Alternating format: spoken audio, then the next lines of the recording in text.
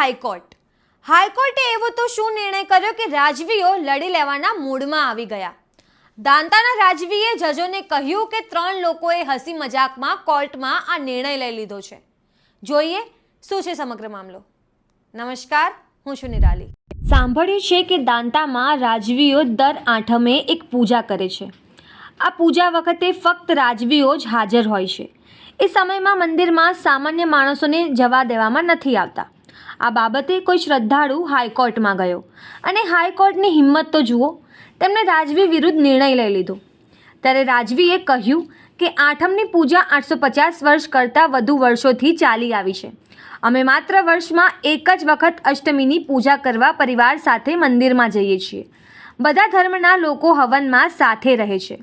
ત્યારે વકીલ કમલનાથે એવું કહ્યું કે દાંતાના મહારાજા રૂમમાં બેસીને પૂજા કરે છે.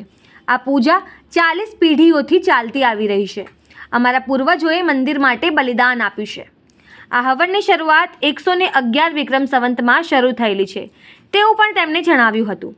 તેમણે હિન્દુત્વની સરકારને જ હિન્દુ ધર્મ બેન ન કરવા સલાહ આપી.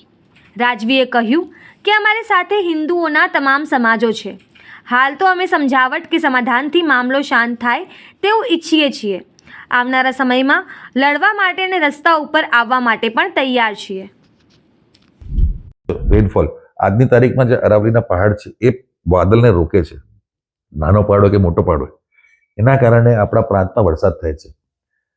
અને તમે જોયું હશે કે અંબાજી વરસાદ થતો દાંતામાં નહીં થતો, કેમ કે પહાડોમાં બ્લોક થાય છે. આપણે એક યુ શેપમાં છે દાંતા અરાવલીના વચ્ચે. તો આ બધે જગ્યા છે.